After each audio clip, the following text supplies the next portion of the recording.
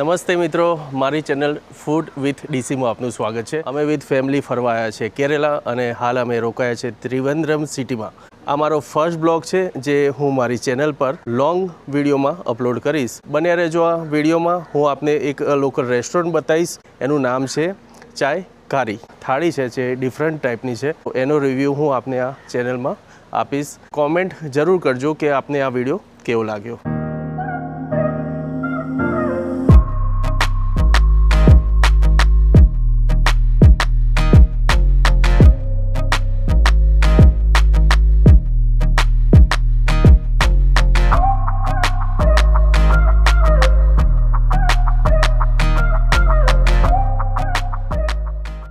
Sitting management અને એની cleanness એક આપણે જેવી રીતે અમદાવાદમાં હોય છે કેફેટેરિયા, તો એવી રીતે જ કોફી પીવા આપણે આવ્યા હોય એવું લાગે છે, પણ અહીંયા મળે છે સાઉથ ઇન્ડિયન ઓથેન્ટિક ફૂડ। તો આપણે અહીંયા ફૂડની વાત કરીએ તો આ રીતનું કાઉન્ટર હોય છે। આજે આપણે આ ટ્રાય કરીશું। તો આપણે આ 2 થાળી અને એક મસાલા ઢોસો મંગાવી દીધો છે। 2-3 કલાક પહેલાં જ અહીંયાથી હું પાર્સલ લઈ ગયો હતો રૂમ પર, અને ઢોસા પણ ખાધા હતા। તો અત્યારે વધારે ભૂખ નથી, પણ આ થાળી માટે આપણે સ્પેશિયલ હું આ બ્લોગ બનાવું છું। તો આપણે ઓર્ડર કરી દીધો છે મિની મીલ્સ 2 અને એક મસાલા ઢોસા, જેને અહીંયા લોકલમાં ઘી મસાલા ઢોસા કહે છે। મિની મિલ્સનો ચાર્જ છે 150 રૂપિયા અને ઘી મસાલા ઢોસાનો છે 120 રૂપિયા। પ્રીમિયમ ક્વોલિટીના કારણે આ ભાવ છે, અને આપને આગળ બતાવું કે એનો ટેસ્ટ કેવો છે।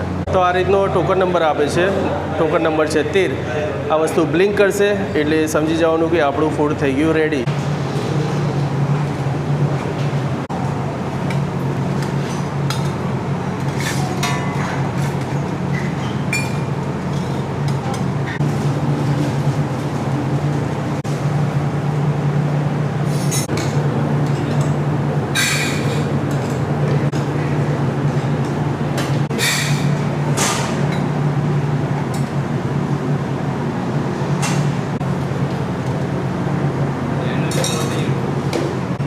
બીપ વાગી ગયું છે એટલે આપણી થાળી અને આપણું ફૂડ થઈ ગયું ready. What is this name? Kesari. Kesari. Kesari, okay. And okay, sweet one. And this is all nariyal chutney, coconut. Coconut chutney. Okay. Malli chutney. This coriander chutney. Yeah, Garam chutney. And sambar. Chili sambar. સાંબર, ઓકે। આવી ગઈ છે આપણી થાળી। હવે ટેસ્ટ કરીને આપને જણાવીશ કે આનો ટેસ્ટ કેવો છે। આમની જે આ રસમ છે એ બહુ જ મસ્ત છે, થોડી તીખાશવાળી હોય છે, ગરમ મસાલાવાળી, અને તમે સ્ટાર્ટિંગમાં પીવો એટલે તમારું ગળું એકદમ સાફ થઈ જાય એવું। બીજું આપણે જે મંગાવ્યું છે રેગ્યુલર મસાલા ઢોસો, જે મેં પહેલાં પણ ખાધો છે। 3 ટાઈપની ચટણી, સાંભાર, ઢોસો ઘીમાં ફ્રાય કરેલો, પ્લસ આ સ્વીટ આઈટમ છે। ખાસ તો આપણા ઓર્ડરની વાત કરું તો મેં એક રેગ્યુલર રાઈસ મંગાવ્યા પ્લસ એક બ્રાઉન રાઈસ મંગાવ્યા। તો એમને એમાં એક પાપડ અલગથી આપ્યો છે, અહીંયા એક ટિક્કી આપી છે, અને બાકી બધું સેમ લાગે છે। આ રીતનો એક પાવડર આવે છે જે રાઈસમાં મિક્સ કરીને ખાવામાં આવે છે। તો ચલો આપણે એ પણ ટ્રાય કરીશું। અને ઉપરથી આપે છે ઘી। Okay, that's enough, okay. કેસરી મેંગો ટાઈપ કંઈ ફ્લેવરવાળી સ્વીટ છે, એકદમ લેસ સુગર। બ્રાઉન સુગર અને વ્હાઇટ સુગર જે આવે છે ફિલ્ટર, એ નથી વાપરતા। તો આ રીતનું એમનું છે સ્વીટ, જે બહુ સરસ છે। ત્યાર પછી આપણે લઈશું પાપડ। એમનું જે આ મિક્સ કરવાની જે સ્ટાઇલ છે, પાપડ તોડી દો, થોડા લો ભાત, એમાં નાખો થોડી સાંભર। અહીંયા જો આપે ચમચી માગીએ તો લોકો તમારી સામું જોશે કે આ ભાઈ ક્યાંથી આવ્યા છે। કોઈ જાતની ખટાશ નથી, આ એકદમ પ્યોર ટેસ્ટ છે, એકદમ મસ્ત।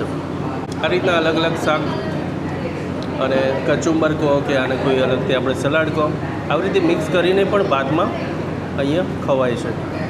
તો ક્યારેક પણ કેરેલા આવવાનું થાય તો આ ટાઈપની પણ થાળી ટ્રાય કરજો, અને જે કેળાના પત્તા પર જે ટ્રેડિશનલ રીતે આપે છે એ પણ ટ્રાય કરજો।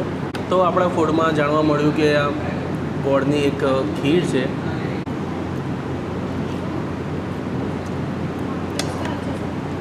આપણી ખીર જેવી જ છે, થોડી થીક છે અને આમાં જે ચોખાનો ઉપયોગ કર્યો છે એ અલગ ટાઈપના છે. આમ કોતરા વગરના જે કહેવાય ને પ્યોર જે ચોખા જે બ્રાઉન રાઈસમાં વપરાતા હોય છે એ ટાઈપનો છે અને ટેસ્ટ લાજવાબ છે. આ છે રસમ,